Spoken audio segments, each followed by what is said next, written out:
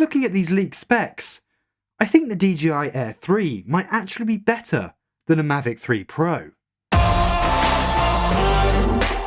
Today we are looking at the latest leak specs of the DJI Air 3, which is coming very, very soon, and whether or not you should be considering it over the much more expensive Mavic 3 Pro. Before we look at which drone you should get, let's have a quick look at the latest leak specs of the Air 3. As you probably already know, it's going to have two cameras on the actual drone itself, a telephoto lens and your normal wide-angle one. This seems to be a common feature now in DJI drones, and we're probably going to see it across the board in all of their drones in the future. Both cameras look to have the same size sensor, a bit smaller than the 1-inch sensor that we've seen on the Mini 3 Pro.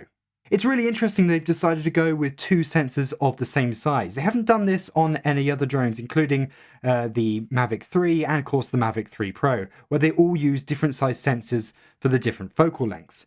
But this is an awesome addition. This just means much more consistency when switching between the two focal lengths. The wide-angle camera is equivalent to 24mm, which is kind of what we'd expect, and it's f1.7, while the telephoto lens is around 70mm and 2.8 aperture. Both apparently are going to be able to shoot in D-Log-M, which is awesome to see. And when it comes to vertical shooting, rather than turning the entire gimbal round like it does on the Mini 3 Pro, it's actually going to crop in on the full height of the 4x3 sensor.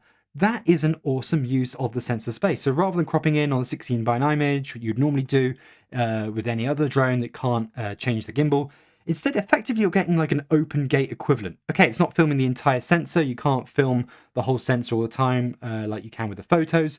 But actually, even then, that's a really clever way of doing it. It's going to be a 2.7K image, which is more than enough for vertical usage like on social media. So that's the specs you've probably already heard about, but why do I think it might be a better option than a Mavic 3 Pro, a much more expensive and much more professional drone than this Air 3? Well, most importantly is the size and the weight.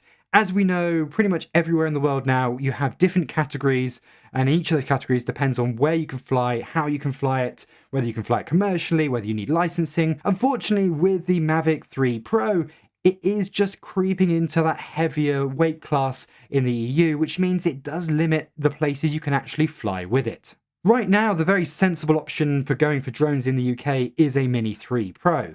And if you want something a bit better, then of course there is the Classic, which does take you up into a new category, but it still gives you some flexibility. The other reason I think the Air 3 could be better than a Mavic 3 Pro is the fact that it's using the same sensor on both the focal lengths. But having the same sensor just makes color grading a lot easier.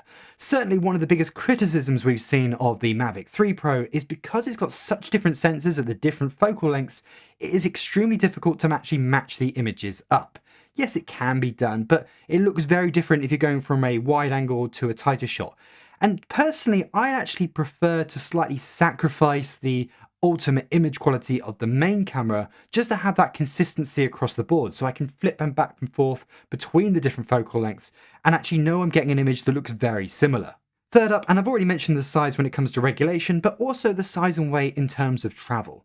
Smaller drones are just awesome to travel with. It's just much nicer, it takes up less space in your bag, and that's certainly going to be the case here with the Air 3 over the Mavic 3. Now, there are some negatives I think we will see with the Air 3 over the Mavic 3 Pro. Unlike the Mavic 3 series, it looks like, unfortunately, the Air 3 will only be able to shoot D-Log-M rather than the full dynamic range of D-Log. This will, of course, limit the dynamic range possibilities and some of the color grading possibilities. That said, D-Log-M is pretty good. We've seen it for a long time on things like the Mavic 2 Pro. Yes, there are times I wish it could have a bit more dynamic range, but it hasn't been that bad at all. The other thing that will probably be frustrating, and certainly my bigger frustration when it comes to the Mini 3 Pro, is having a fixed aperture. That will probably still be the case with the Air 3 as well. There's not been any mention of a variable aperture in there, and I just don't expect one, especially with the dual cameras. So which drone should you go for? Well, let's look at the price. It definitely looks like the price is going to be slap bang in the middle between the Mini 3 Pro and of course the Mavic 3 Classic. That's no real surprise, it's exactly where you'd expect it. But it's a very congested area, it's a very close price difference between all the different drones, especially when you factor in the different packages, the Fly More kits and all the various other add-ons that you can do.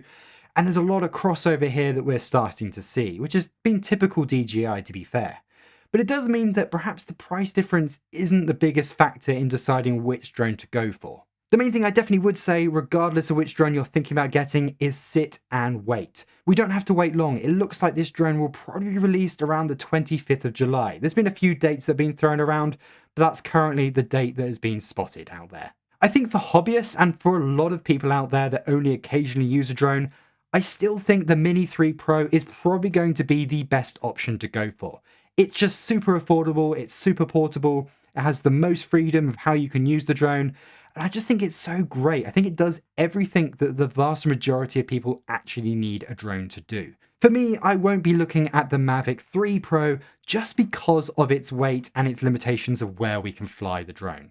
I think the much bigger question is whether to go for the Air 3 or the Mavic 3 Classic. These two are going to be very close in price and offering really good alternative options to each other. For me, I am tempted by the telephoto lens. I can see a lot of use cases where that will actually be much more useful than having ultimate image quality. Having the ability to do parallax in shots, having the ability to isolate a subject is so useful, and having that compression just kind of giving you a different look and a different focal length than you get from a normal wide angle drone shot. Yes, you can crop in on the 5.7K image of the Mavic 3 Classic, however it's never going to be as good as an actual real lens cropping in and giving you that compression. I think clients would just be far more impressed by that long focal length than having the wide angle ultimate dynamic range. Presuming these sensors can provide the quality that we've come to expect from DJI, then I think this is just going to be such a brilliant drone for so many use cases. And because of its slightly smaller weight and size, suddenly you can open up to so many more locations where you can get these really unique shots that we've never been able to get before. If you enjoyed this video, please like and subscribe, as it massively helps me out. And while you're here, maybe check out some of my other Mini 3 Pro videos. I've done loads of them talking about all aspects of the Mini 3 Pro and why I love that drone so much.